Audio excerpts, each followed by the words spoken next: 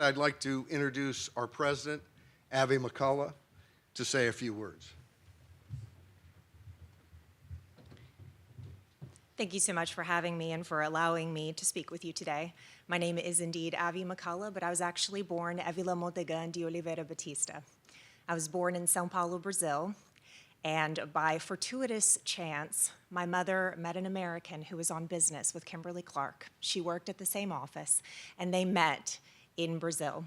They wrote letters back and forth for 3 years and started a love story that transcended borders.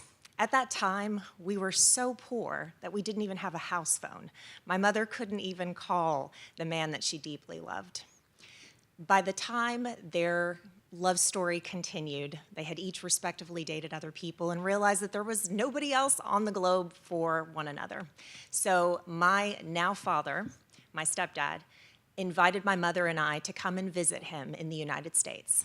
We came legally to this country on a visa, and after spending one Christmas together, he knew that we could never spend a Christmas apart again. So he proposed to my mother. At that time, we were granted green cards, which ironically are not green, they're actually pink.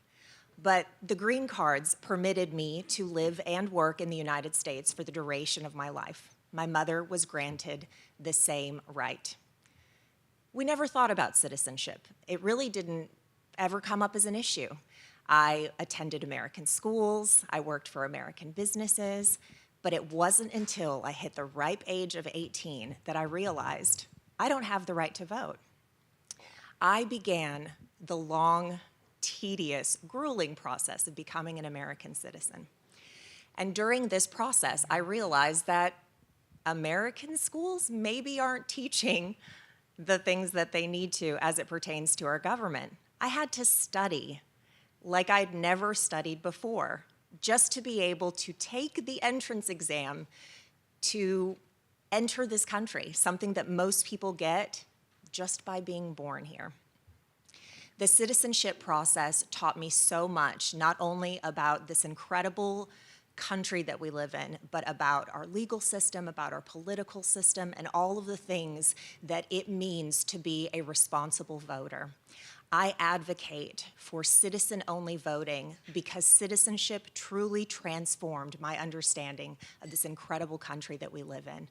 It's so important, it's so vital for people to understand what it is they're fighting for, what it is they believe in, what this country was founded on, in order for them to be informed citizens that can make these wise decisions as well. My mother and I are now both citizens. We actually went through the process separately. For me, it took several years. It took a lot of money. It took driving 5 hours one way. It took renouncing the citizenship of my home birth country.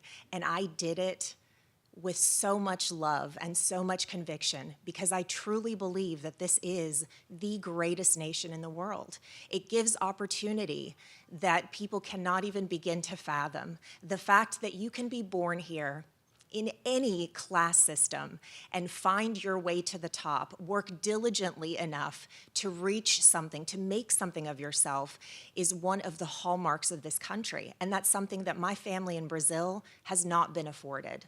When you are born poor, you will die poor. There is no opportunity for you. I understand the reason that so many people want to flock to this country. I absolutely respect it, but I also respect the legal system in which this country was founded, and I respect doing so in a legal manner. When it comes to voting, it's not about being anti-citizen or anti-foreigners. It's about being a part of this family, of this home. You wouldn't let your neighbor weigh in on your family budget, but you might invite them to dinner. It's the same concept.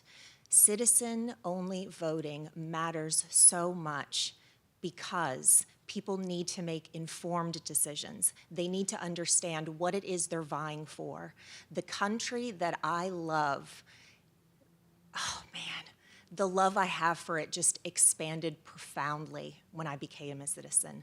To stand in that naturalization ceremony, to get your certificate, that says I'm American. It's so cool. And I will never apologize for getting choked up about America, and I will never apologize for crying at the Star-Spangled Banner, because I do every time. This is an incredible country, and the opportunities we are afforded are tremendous, and we need to protect those opportunities, not only for our sake, but for the sake of future citizens to come. Thank you.